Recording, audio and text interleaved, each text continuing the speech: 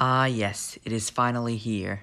Before we get into the spoiler review, I am going to give you like a quick update on my channel a little because I've been gone for a while and you probably haven't noticed, let's be honest, but I'm going to give you an update anyway. So, why haven't I posted? That's because I'm kind of lazy and I don't feel like making videos. A while back, I started making the sequel to that Nightcrawler vs. Azazel video, you know, the one that has 30k views compared to my 1 views on other videos. But yeah, I started like making the photo edits and stuff for it, but then I got kind of lazy and I couldn't find the photos that I used for the previous video, so I just decided not to make it right now. But I do plan on making it. Maybe it will be for our 2-year anniversary, but maybe it'll be our 1,000 subscriber special, so make sure you subscribe. In late May, I do plan on getting back into the habit of making videos, but I don't really have any ideas, so if you have any ideas, make sure you leave them in the comments below. Before we get into the video, I want to say spoilers for Avengers Endgame and every other MCU movie. I may not mention them specifically, but you can just say that I'm going to have spoilers because I don't know what I'm going to say. I don't script this stuff. But spoilers for Endgame. I recommend you go into this unspoiled. I got it spoiled for me. So basically, don't get this spoiled for you. And with that out of the way, let's get into this video. Avengers Endgame is the worst crap of a movie I've ever seen. I'm totally kidding. Endgame is an amazing movie, and I really loved it. Now we're going to dive into the things I liked about this movie and the things I disliked. I'm not going to say everything I liked about this movie, because that's just a lot, and you'll notice that there are some things I disliked. However, as I say with every review, the things that I dislike stand out to me more. And I made that bad analogy in one video. Actually, I might have edited that out, but basically, I love this movie and don't think I don't love it, even though I might be saying some stuff that's wrong with it. So, what I did like is basically the whole movie. I especially liked these comic book moments, like, for an example, Thor wielding 2 hammers. That is, I remember that is in, I think it's, I forget what the storyline is called, but it's the one with Gore, and past and present and future Thor come to fight him, and then Thor wields 2 hammers, and he has a Necro Sword too. So that reminded me of a lot of that. Also, when Captain America gets his shield broken, that reminded me of the Infinity Gauntlet when he gets his shield broken. It probably reminded everyone about that. And also, Thor wielding Mjolnir. I really liked that. It was kind of interesting that he had all the lightning and stuff, but I guess the enchantment does say he'll have the power of Thor, so I guess it makes sense. Endgame is kind of like your run-of-the-mill back-in-time travel movie, but it makes some good rules, which I like. Like, first off, it makes your future, your past, or whatever, blah, blah, blah. Basically, whatever you do in the past, it doesn't alter your future, but it creates a branch dimension that will alter someone else's future. Now, I really like that because it just keeps people from like going back in time to solve everything, because if you do go back in time, then it just creates the branch dimension, and so basically like you can't go back to revive people, you know. It just, that's what I liked about it. That does kind of poke a hole in it when you think, because Captain America was there as an old man, so I'm not sure how that goes to the logic. I haven't really thought about it, but I do like the time travel rules that they do have set for this. On to some things I didn't like. First off, Captain Marvel wasn't really in it a lot. Like, I'm not saying I want her to be in it a ton, but when the Russo brothers said that she is integral to beating Thanos, I thought she would do something more than come in at the last moment and destroy the ship and then punch Thanos a few times. Like, that wasn't, like, integral. Like, I guess destroying the ship was kind of a big deal, but, yeah. Also, I did catch some plot holes, but I completely forgot when they were, like, during the 3rd act, so I was like, I was watching it and I thought about the plot holes, and I was like, you know, I'm willing to overlook these because it's such a great movie. And then I probably should have written them down because I completely forgot what they were. On to Easter eggs. Now, I'm actually super proud of myself because I caught a bunch of Easter eggs. And this section isn't going to be Easter eggs that I saw other YouTubers say, and I'm like, that's a good Easter egg, I'm going to put this in. But these are going to be Easter eggs that I caught when I was in the theater, or like when I was reflecting on what happened. One of those Easter eggs is Hank Pym's old Ant-Man mask, the one that doesn't have the visor. Those are back from like the old comics where he had a, like, he would shrink and he couldn't change sides whenever, so he would stay small, and he would have a cannon that he would jump in and would like shoot him to wherever he needed to go. Yeah, those are weird, but I did catch that. There was another Easter egg in his lap I think I saw, but I forgot what it was. Other Easter eggs I caught were like more of like the big things, but like they were like things from the comic books.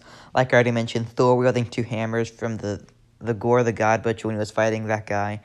Also, the Captain America wielding Thor's hammer. I guess it's not really an Easter egg. Captain America saying to that guy's ear, "Hail Hydra."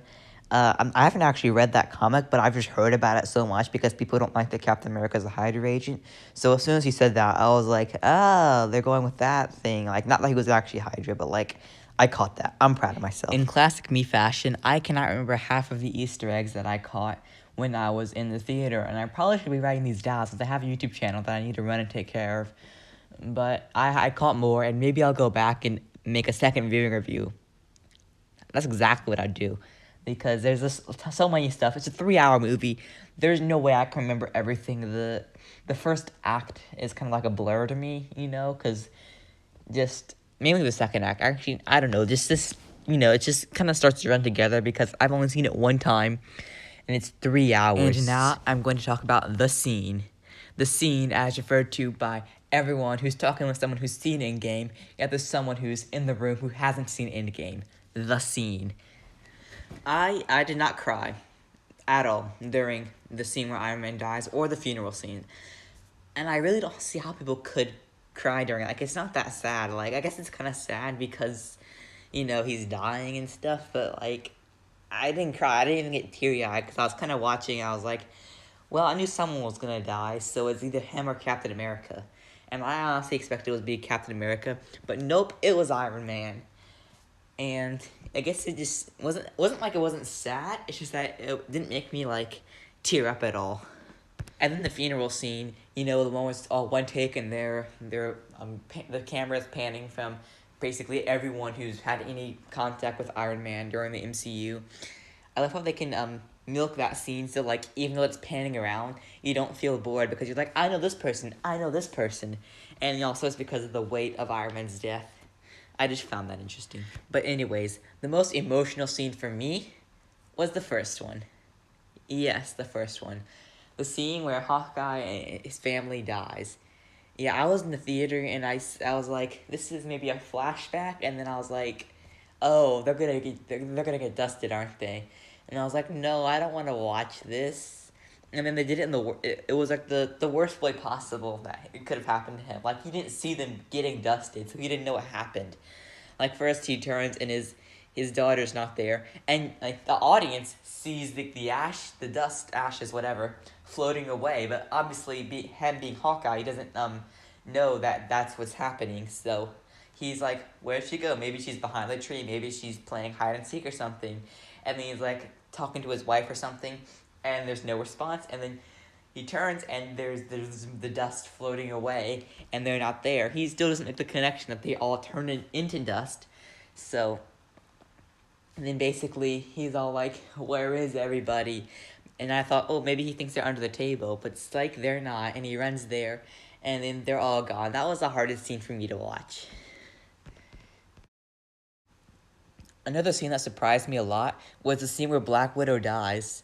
This surprised me a lot because I thought since she has her own movie coming out that they're gonna kill off Hawkeye. And he even jumps. So I was like, oh, I don't want him to die. I would have preferred if Black Widow had died, but I'll take it since this is like makes more sense. But it's like Black Widow dies, and that kind of ties into why I thought Captain America was gonna die. So here's how I imagine the scene to play out.